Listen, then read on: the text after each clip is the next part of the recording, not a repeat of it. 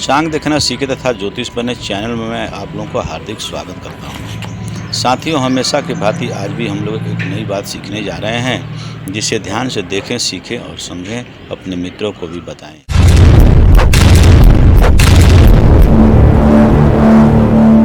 तो आज जो हम लोग विषय सीखने जा रहे हैं वह है गोधूली लग्न कैसे निकालें।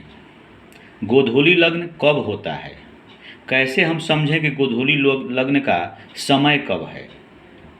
हम लोग जानते हैं कि गोधूली लग्न यानी पहले यह हम समझ लें कि गोधूली का अर्थ क्या होता है। गो का मतलब गाय तथा धूली का मतलब हुआ पैरों से उड़ती धूल। इसको इस प्रकार हम कह सकते हैं, गाय के पैरों से उड़ती हुई धूल जब हमें शुभ लग्न की प्राप्ति नहीं जब होती है तो गोधूली लग्न में यहाँ तक कि विवाह कार्य भी हम लोग शुभ कार्य अपना कर सकते हैं। इस लग्न की महत्ता यह है कि सिर्फ चंद्रमा को छोड़कर सभी ग्रह के और सभी प्रकार के दोष शांत हो जाते हैं। ध्यान रखने योग्य बात यह है कि अन्य लग्नाभाव में ही इस लग्न को लेना चाहिए। गोधूली लग्न का समय सूर्यास्त के लगभग आधा घड़ी पहले और आधा घड़ी बाद में का समय को गोधूली लग्न, गोधूली काल कहा जाता है। कुछ जानकार के कथनानुसार गुरुवार को सूर्यास्त के बाद या शनिवार के सूर्यास्त के पहले की आधी घड़ी, अर्थात आधी घड़ी का मतलब हुआ 24 मिनट को गोधूली बेला मानते हैं। सूर्यास्त लग्न के शोधन करते समय केवल यह ध्यान रखना चाहिए कि सूर्यास्त कालीन लग्न में अर्थात गोधूली कालीन लग्न में 6वें एवं 8वें चंद्रमा नहीं हो, यानी 6वें और 8वें में चंद्रमा नहीं हो। यह विशेष हमको ध्यान देना है तो गोधूली लग्न निकालते समय। गुरु शुक्र बुध में से अधिकाधिक ग्रह सप्तम से हीन होकर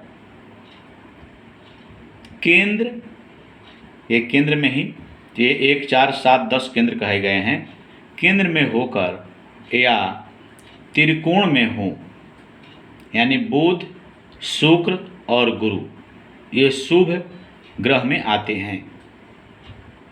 चंद्रमा 11वें भाव में या वर्गोत्तम, यानी कहने का मतलब वर्गोत्तम का मतलब हुआ अब जो लग्न में जिस स्थान में हो, जिस भाव में हो, वो अपने नवांश में भी उसी भाव में हो, उसी को वर्गोत्तम कहा जाता है। यानी चंद्रमा 11वें भाव में हो या वर्गोत्तम हो तो शुभ कहा जाता है।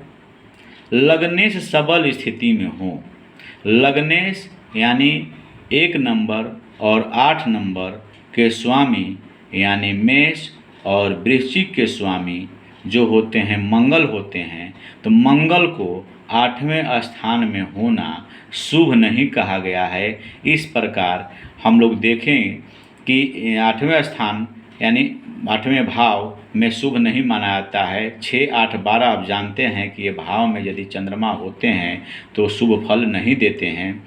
तो उसी प्रकार 6 और 8 में चंद्रमा का होना ठीक नहीं माना जाता है। यानी लग्नेश, यहाँ पर कोई भी एक जातक के द्वारा बार बार पूछा जा रहा है कि नाम नहीं रखेंगे लेकिन बता देते हैं कि लग्नेश किसको कहते हैं। ये समझ लीजिए कि इस लग्न में या कोई भी 12 भाव के कोई भी घर में कोई भी राशि कहीं भी हो सकती है।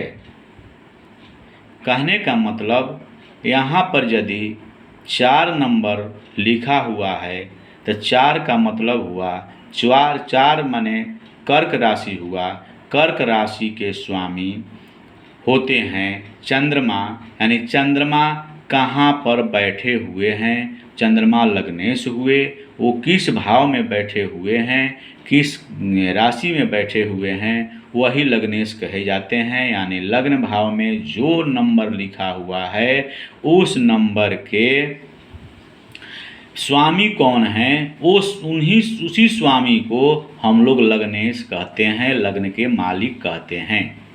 तो लग्नेश सबल स्थिति में हो, वो बलहीन न हो। वर वधू का जन्म लग्न, विवाह लग्न न हो। जो वर वधू का जन्म हुआ है जिस लग्न में, वह लग्न नहीं होना चाहिए। विवाह लग्न में लग्न भंग योग नहीं होना चाहिए। विवाह लग्न कर्तरी दोष से पीड़ित न हो। जिस समय हम निकाल रहे हैं लग्न, गोधूली लग्न का समय काल जब निकाल रहे हैं तो उस समय लग्न जो है कर्तरी दोष से पीड़ित न हो। कहने का मतलब है कि यहाँ पर कोई भी ग्रह शुभ ग्रह बैठा हुआ है और द्वादश भाव और द्वितीय भाव में कोई पाप ग्रह बैठ गए हैं दोनों तरफ, तो वह कर्तरी दोष माना जाता है। तो इस प्रकार हम लोग गोधूली लग्न निकालने क्या चर्चा किए और हमें उम्मीद है कि इस लग्न के इस वीडियो को बनाने से आप लोगों को निश्चित ही लाभ मिलेगी और आप इससे लाभान्वित होंगे। साथियों, वीडियो अच्छा लगे तो लाइक, शेयर तथा सब्सक्राइब करना नहीं भूलेंगे। धन्यवाद।